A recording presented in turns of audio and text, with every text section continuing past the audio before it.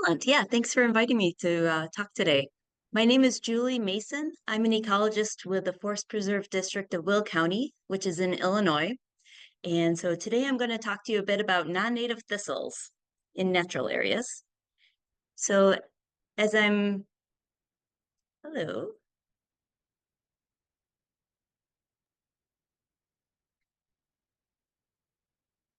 All Oh, right, here we go. there it All right, goes. great, great. And so as I'm talking about non-native thistles, most of what I'm talking about is Canada thistles, also known as field thistles, Cirsium arvense. But in our prairie restorations here, we also have a handful of more minor players, if you will. Some of the bull thistles, musk thistles, south thistles, that sort of thing. Um, and I have to say upfront to all of this that if you had asked me 5 years ago, as a restoration ecologist, if you'd asked me about thistles like Canada thistle back then, I would have told you that they're an invasive species. They're a noxious weed here in Illinois, like in a lot of other states. And in the context of the 3,000, 4,000 acres of prairie restoration that I'd done, I considered them to be a major nuisance, an invasive species that needed to be selectively treated with broadleaf herbicides in order to effectively kill it and allow the prairie to establish. So that was the me of 5 years ago. And that me wouldn't, I don't think would even believe that I'm here, going to be here today, telling you that in my experience, my more recent experience, it's better not to herbicide the Canada thistle and not to treat them. So let me walk you through kind of the site and the project that basically changed my perspective on this like entirely. So welcome to Prairie Bluff Preserve.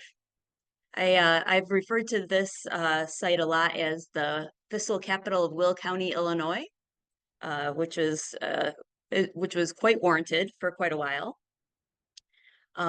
But it didn't start off as the Thistle capital of Will County. It started off as your run-of-the-mill row crop agriculture field, which in our area is usually a rotation of corn and soybeans.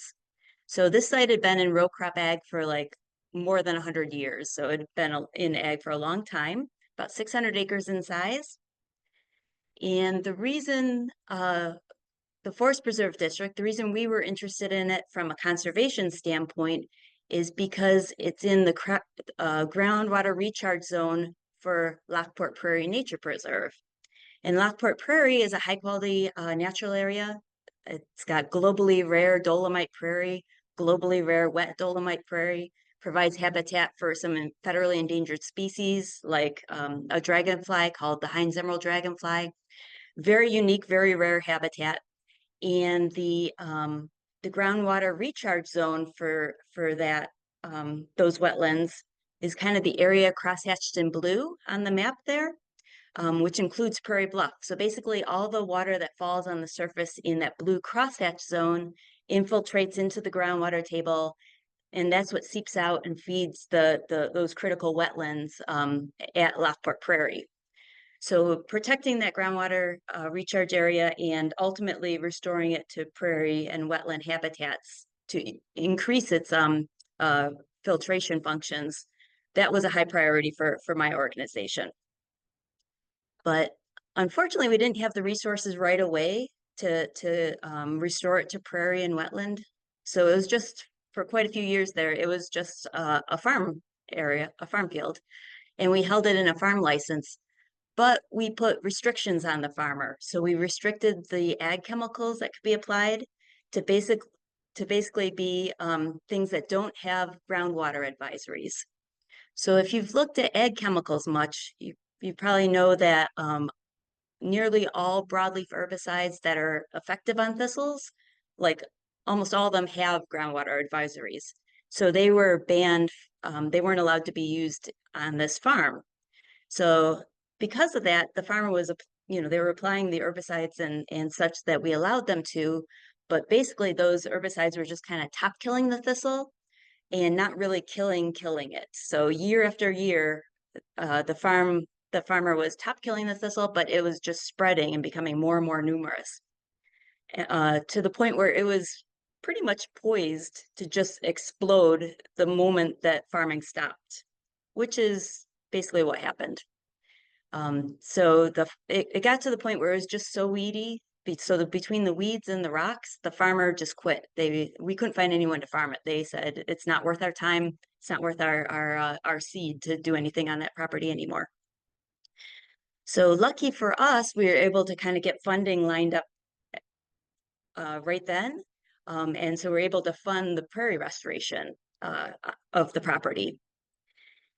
So so kind of it was poised to basically explode into thistles, which is exactly what happened. But it was really interesting to me because the funding for the prairie restoration came in two major different sources. And so there was one farm. It was broken into two different project areas. So the funding was different, the contracting was different, but the timeline was the same.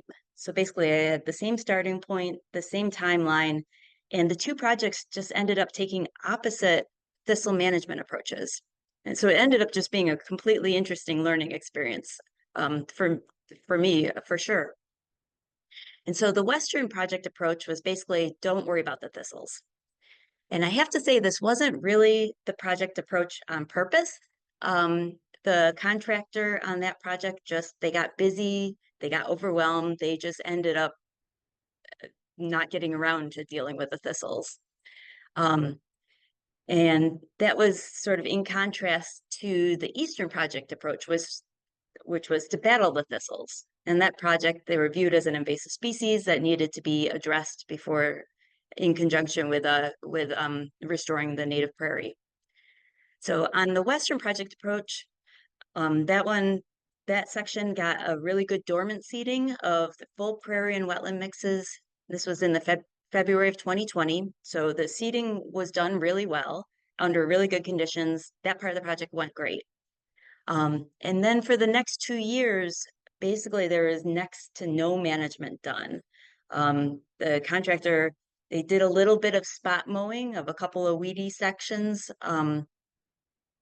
just to sort of keep from getting kicked off the project, to be honest. But essentially there was almost no management that happened during those 2 years. And then it got its first prescribed burn in the spring of 2022. So that's in contrast to the Eastern project area, the Battle of the Thistles sort of approach, where that area got boom sprayed with Milestone herbicide in the fall of 2019. Milestone is a broadleaf herbicide, very effective on thistles in terms of killing thistles. Then the seeding happened at the same time as for both project areas. Both were done in February 2020. Again, both seedings were done well. So that's a good start to any restoration. And then in the Eastern area, there weren't really any weeds because they'd all been killed during the summer of 2020. But the following year, in 2021, they resurged with a vengeance. So the thistles, they popped back all over the place through the whole restoration. And so those were spot sprayed again with Milestone herbicide. But the spot spray was so widespread and the thistles were so widespread, it kind of was just a very widespread herbicide application that year. And that restoration also got its first prescribed burn in the spring of 2022. So very interesting. And so let me show you in photos kind of how it all turned out. So here's the two areas, kind of how they looked at the beginning. So this was the first growing season. The western area on the left, where the Canada thistles and the south thistles were ignored, it looked absolutely horrible. It was one of the worst restorations I've ever seen in my career. It was a bunch of Canada thistles. The yellow in the photo is a bunch of south thistles in bloom. Kind of the white are the Canada thistles that had already gone to seed. It was 400 acres of rough, very, very rough looking restoration. The eastern area where the thistle had been boom sprayed, the thistles were dead. Kind of the dark photo tone there are dead thistles, but it kind of shows you exactly how extensive they were. The thistles just went on as far as the eye could see, basically. So that was the first growing season. And from there, the two restorations really kind of diverged. So this is the western area. This is where the thistles were ignored. So fast forward 2 years. This is year 3 of the restoration. And the natives were coming in pretty good. The yellow in the photo there is yellow coneflower, black-eyed Susans. But you can see from the foreground there were still patches of thistle kind of all throughout the whole thing. The grasses, the Canada wild rye was coming in quite nicely, as is pretty typical of a year 3 restoration. And then the following year, when I went out, I almost couldn't believe my eyes, because again, nothing was being done about the thistles. So from the same photo point, the natives were looking a bit stronger. You can see it's still a fair amount of wild rye. We've got the wild bergamot in bloom, the yellow coneflower in bloom, the mountain mint was coming in. That's some of the white there in the photo. But what's missing is the thistles. They faded significantly.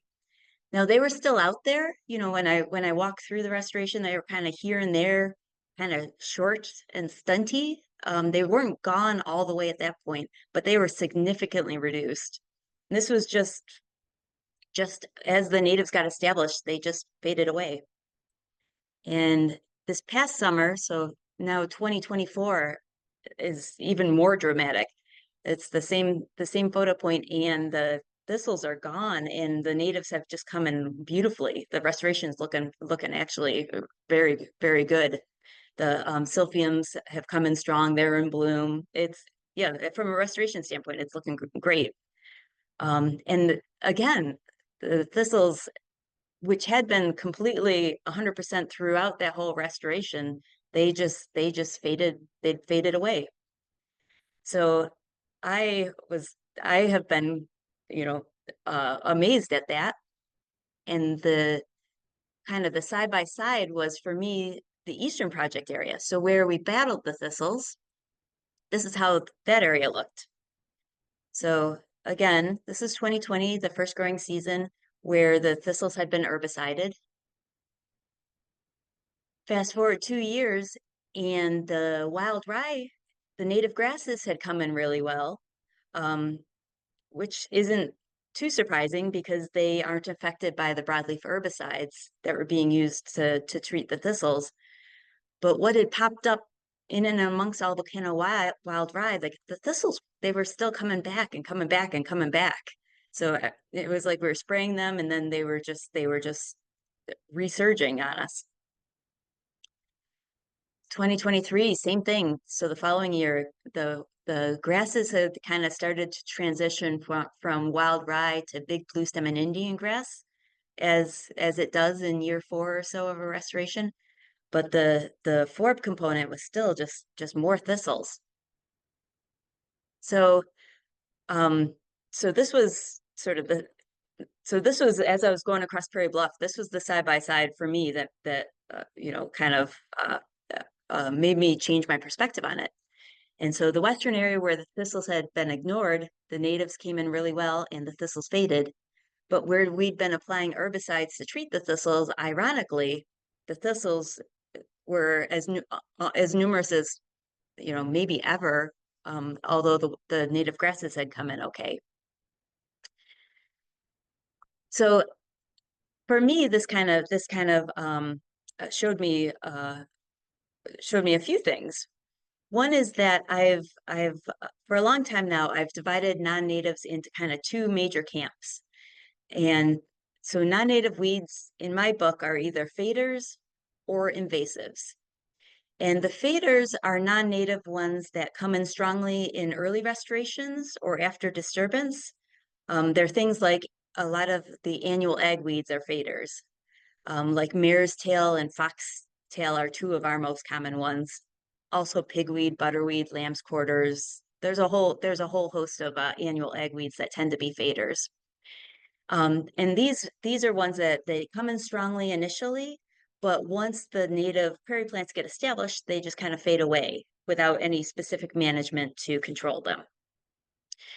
Quite a few biennials will do this as well, like mullein, yellow rocket burdock, species like that, as well as some perennials.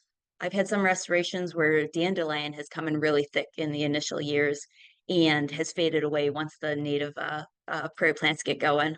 Same thing with Johnson grass.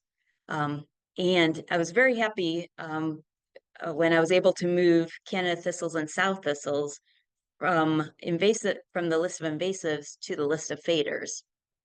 And so once again, the faders, just to make sure everybody's clear, the faders are non-native species, but they're ones that kind of take advantage of low competition and empty space, and they'll kind of pop up when there's space available, but they will fade away once the native prairie plants get established.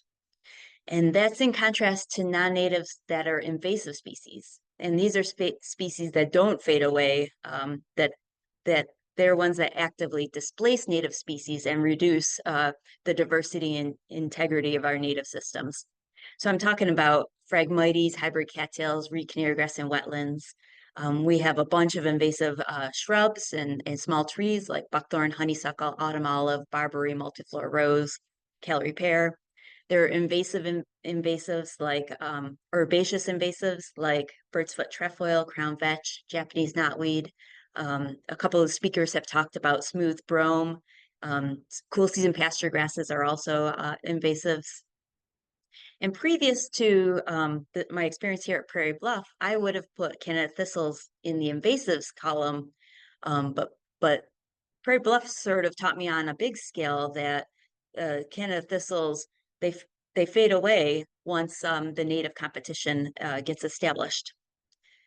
But you notice there's a caveat to that, right? Once the native prairie plants get established. So to me, it's kind of interesting that, across hundreds of acres at the Prairie Bluff project, the thistles have faded once the prairie plants have gotten going. But there's some exception areas. There's some places out at Prairie Bluff where they have not faded. And one of those exception areas is along our trail system. So we constructed this multi-use bike trail, walking trail, maybe 10, 15 years ago. And the shoulders of that trail are planted with Kentucky bluegrass, fescue, your run-of-the-mill turf mix. And over the past 10, 15 years, those cool season grass species have marched out into the prairie, maybe like 15 or 20 feet in a lot of places.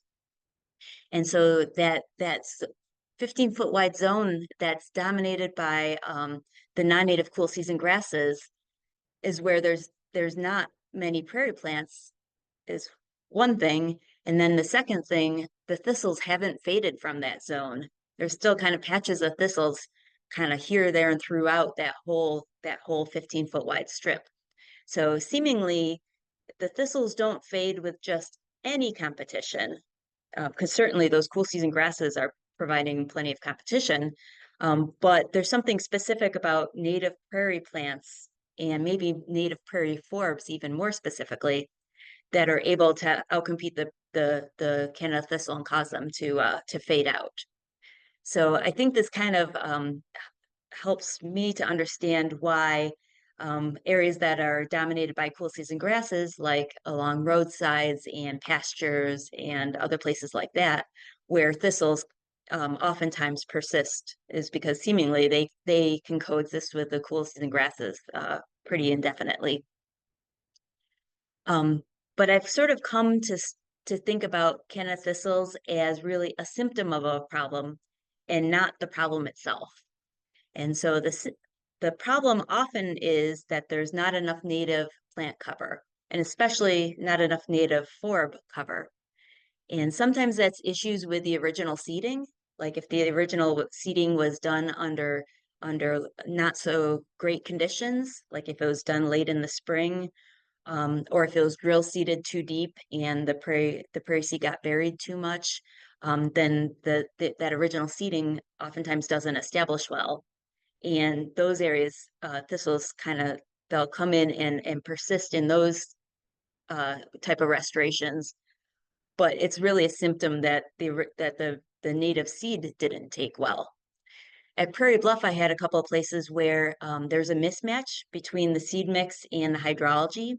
So we'd planted a wet prairie seed mix, but really the hydrology wasn't all that wet. And so there wasn't great establishment from the native seeding. And so in those areas, the thistles have kind of lingered more than elsewhere. So in that case, we went back and overseeded a couple of years ago with a more mesic prairie mix that's better suited to the hydrology.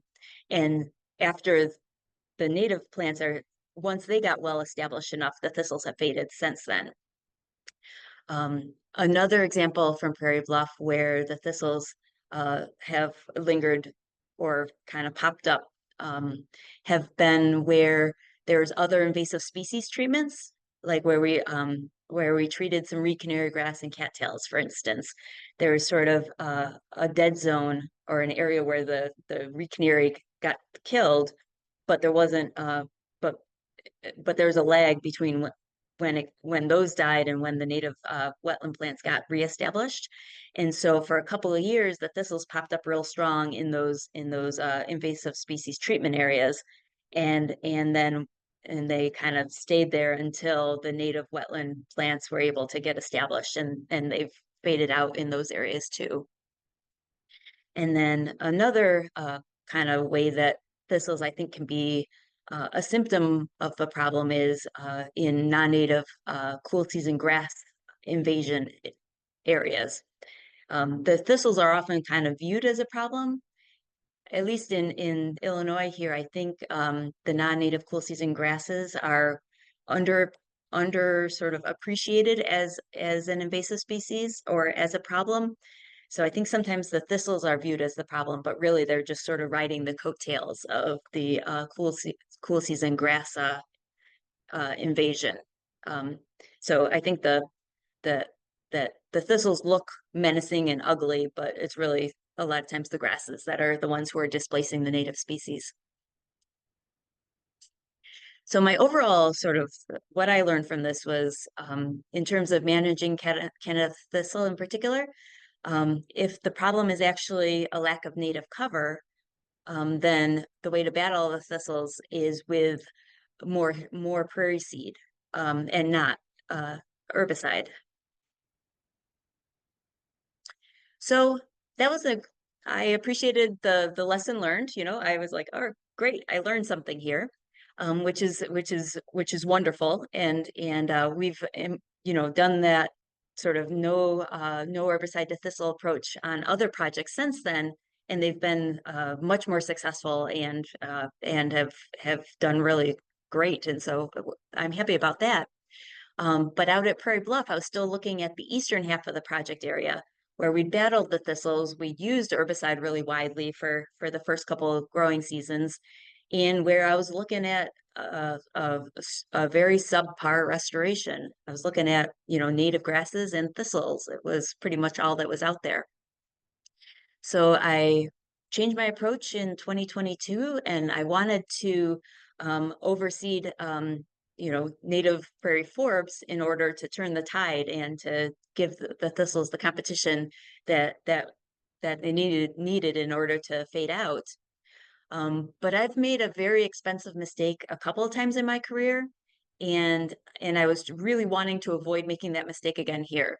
And so that very expensive mistake that I've made previously, I've had other restoration projects that we've used herbicide, broadleaf herbicides like Transline or Milestone very widely during the initial years of a restoration to treat primarily thistles. And then I've overseeded those restorations with a bunch of native seed in, say, year 3, year 4, year 5, in that sort of range. And I've gotten nothing out of those seedings, like nothing established, which is a very expensive failure, honestly, because native seed is expensive. And out at Prairie Bluff, I was looking at a couple hundred acres that needed overseeding. And I had enough budget to do it once, to drop the $200,000 on seed and to overseed the area properly. But I didn't have enough money to have that fail and to have to do it again. So we laid off the herbicide and avoided spraying the thistles for one full year just to get the herbicide levels back down. Because I kind of suspected on those previous projects where I'd had my very expensive mistake of seeding after we'd used herbicide widely. I'd kind of always suspected that the reason we didn't get establishment from those seedings was because of the herbicide residual. And so at Prairie Bluff, I wanted to test it out before we did the seeding to see if the herbicide residual levels were low enough that they weren't going to affect the prairie that we were planting. So I did an experiment where we tested the herbicide residual in the soil. This was in August of 2022. And based on the results of that, we went ahead and overseeded more diverse prairie mixes in the following winter. But let me tell you a little bit more about the herbicide residual experiment. So I took soil samples from a dozen different locations across Prairie Bluff where we're going to do the overseeding, and sent part of each of the sample off to the lab to get the herbicide residual level tested. And then part of each of the soil sample then I put into plug trays and sprouted up some black-eyed Susans, some wild bergamot, and some cilantro. So in each of these photos, here we go. The left-hand 3 cells are black-eyed Susans. The right-hand 3 cells are wild bergamot, and these front 2 are cilantro. And the reason for those species is that black-eyed Susans are a native prairie plant. They're very easy to germinate, and they're also susceptible to the broadleaf herbicides that we were using. So they're susceptible to milestone, susceptible to transline. Wild bergamot is also a native prairie plant, also easy to germinate, but it tends to be relatively tolerant of those broadleaf herbicides. And then I use cilantro just because I had an extra pack at home. I germinated all the time, and I just knew that I could grow it well. So I just use it as kind of a marker that my watering schedule and everything, my care of the plugs was going okay. So the good news is that across almost all the soil samples, everything germinated really well. The black-eyed Susans germinated, the wild bergamot germinated, the cilantro germinated. And across nearly all of the soil samples, everything survived just fine. So the following spring, the black-eyed Susans were looking fine, the Pollinators were looking good, and the cilantro hadn't overwintered, but it doesn't. So that was to be expected. Also, good news was that the herbicide level in the soil, when it came back from the lab, the aminopyrrolid was below their detection limit.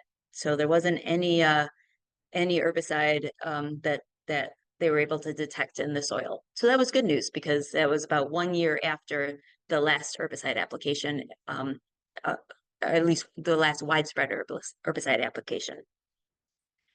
Now, one of the exceptions, so one of the soil samples came back with an issue. And so in this one, everything germinated fine. You can see black-eyed Susans were fine, the Pollinators were fine. But the following year, the black-eyed Susans had died, and in those plug cells was just annual grasses. So the annual grasses are obviously not affected by broadleaf herbicides. But the wild bergamot was okay.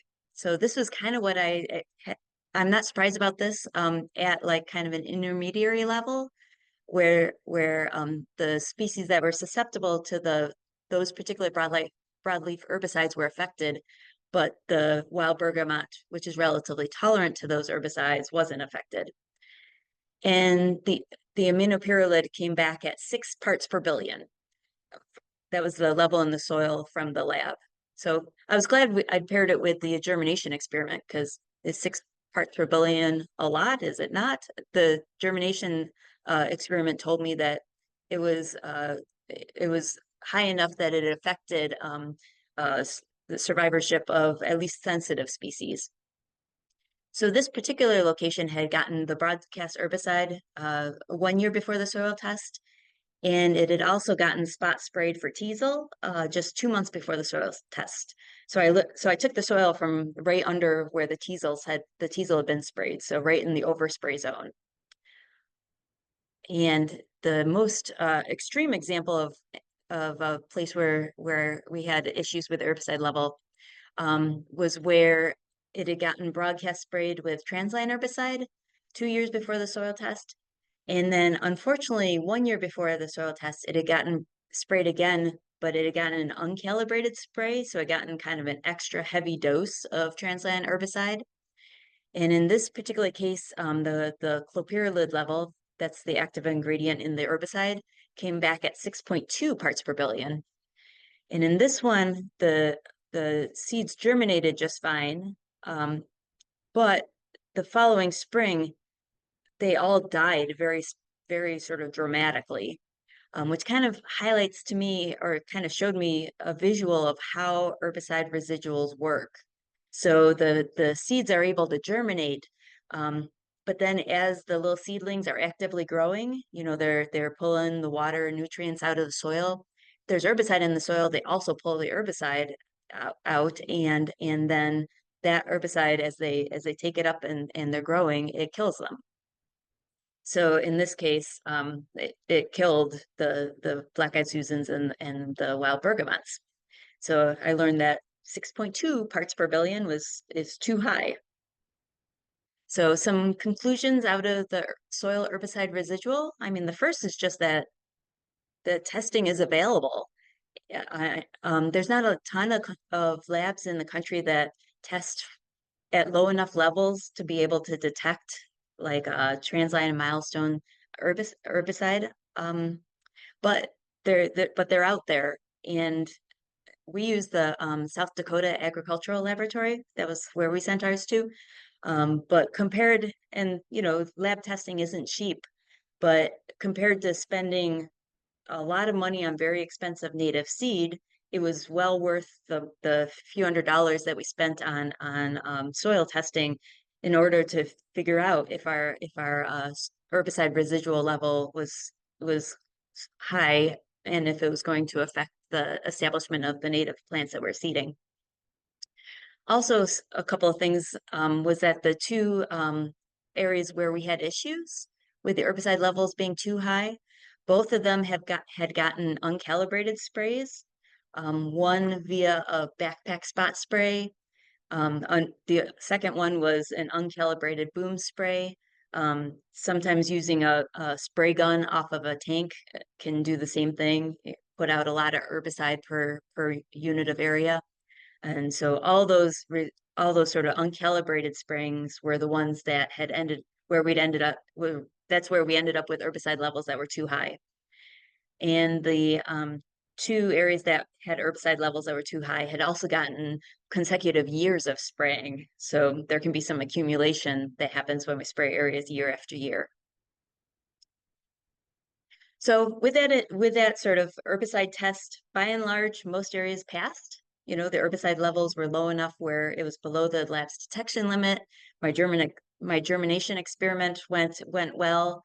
The black-eyed Susans and the wild bergamots were able to germinate. They survived okay. So we went ahead and overseeded the Eastern Project area in the winter of 2023. So this is what it looked like that summer. So after seeding, not surprising, it takes a while for prairies to get going from seed. But this year, I think it's starting to turn the corner, honestly. The wild rye is still doing well. The black-eyed Susans, a really promising sign for me is that the black-eyed Susans were coming up kind of throughout the whole restoration area there. Which is good because they are susceptible to the herbicide. So the fact that they're able to establish is a good sign that the overseeding will be able to establish and will outcompete the thistles. Also, another good sign is that the thistles were less robust this last year, that they were kind of small, they were smaller and stuntier than they'd been previously. And so I'd had a similar experience on the western side where they faded out, was that the year and 2 years before they faded, they kind of gotten smaller and stuntier before they faded out entirely. So the western area had taken 3 or 4 years for the thistles to fade out. So this is year two after the overseeding. So I think I'm hopeful that in the next year or two, this eastern area will also turn the corner and the thistles will fade out entirely too. So this is where we're at right now. Well, right now we're in the winter, but this is where we were at least like last summer. Um, Again, the side by side contrast just floors me. It's still every time I look at it, it's crazy to me. But the western area where the thistles were ignored, the restoration is doing really, really well. It's the natives have established well, and the thistles have completely faded away. The eastern area where we battled the thistles very extensively for the first few years with broadleaf herbicides, there's still a lot of thistles, but the natives are starting to come in, which is a promising sign. So this is just to kind of keep hammering this home for myself, if in addition to everybody else. But here are some of the top reasons in my book to stop spraying thistles. One, it's at least in my experience, both at Prairie Bluff and in the handful of projects I've done since then, it's unnecessary. The thistles, even though they might come in strong initially, they end up fading out once the native prairie plants get established well.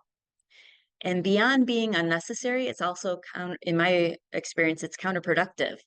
Because when the thistles are sprayed, the herbicide kills the thistles, but it's also killing their potential competition, the native forbs in that immediate area that might outcompete them. It's killing them too. And the residual herbicide, the residual activity on those herbicides means that it's killing their competition that's still yet to germinate as well. So the native prairie plants that are kind of in that area that might otherwise germinate and outcompete the thistles, the herbicide is killing them too. So that's all fairly counterproductive. Another aspect that is rather counterproductive is that many crews, when they're trying to kill invasive species, a lot of times, because of misidentifications, a lot of times they will, by mistake, kill native thistles as well, which a couple of the talks today have talked about how important or how valuable native thistles are for species-specific pollinators. And so killing the native thistles is not desirable. So even if it's by mistake, we kind of reduce the number of identification mistakes by just not having to spray thistles whatsoever. Reason number four is that, honestly, let's face it, we have more natural areas that need stewardship and more invasives to combat in those areas than we have resources to address them. So if we're spending our collective resources worrying about thistles, then we're not using that time and money to be dealing with another invasive that might actually be displacing native plants and causing problems. I think here the distinction is important between non-native plants that are symptoms of a problem, a lot of times that problem being not enough native plant establishment, as compared to ones that are invasive species that are actively displacing native plants and reducing diversity. A lot of times we absolutely have to use herbicides as one tool to deal with invasive species. But I am extremely happy to have learned that Canada thistles are not one of those species, that they're one that I can view as a symptom of a problem. And oftentimes that problem being that there's not good native plant establishment in an area. And therefore, the way to sort of address the problem is by overseeding with more native seed. And the answer is not, in this case, herbicide application. And so kind of just to quote my yoga teacher here, even though um, I'd been, I personally had been, viewing Kenneth Thistles as one of the nasty invaders that needed to be aggressively treated. It's obnoxious. It looks horrible. It took me probably honestly 2 years before I was able to walk by a thistle and not to spray it. Like kind of that muscle memory was just built into my trigger finger so hard that it was actually really hard not to do it. It was hard to get the crews to stop doing it. But in this case, I think of my yoga teacher's philosophy of sometimes we need to let it be easy. And in this case, do more by doing less. And the less in this case is less herbicide application to thistles. And the more is allowing our native plants to establish well and having them be successful. So that's what I have for you. Um, I do have I'd written up this sort of general project in the Grassland Restoration Network blog. So if you search up Grassland Restoration Network and thistles as the keyword, it'll pull up. I have a three-part blog series that you can read if you want to look at the photos and kind of go through it again. But yeah, that's my story for all of you. Thank you And for having me. that's also on the same pollinatorfriendly.org summit webpage. Julie provided us with those links, so they're there also. And Julie, would you say that magic number of 3 to 5 years establishment is good for non-herbicide? Yeah, absolutely. It sort of seemed to me that they really turned the corner in year 3 or 4, kind of depending on the site. But Prairie Bluff was probably the most extreme site I've ever had in terms of weed pressure from the get-go. I'd never had a site where it was sort of pre-poised to have 600 acres of solid thistle right from day one. That was kind of the most extreme because of its land use history, but that was sort of the most extreme example I've had. And even out there, it looks great 5 years later. But I think it kind of took maybe an extra year or two compared to a relatively more clean site. Other sites I have where you're starting with a more clean ag field seem to come in pretty well in years 2, 3, 4, whereas out here it was more 3, 4, 5. You know what I mean? So it seemed like it just took a little bit longer, but still, 5 years in the scheme of things isn't that long.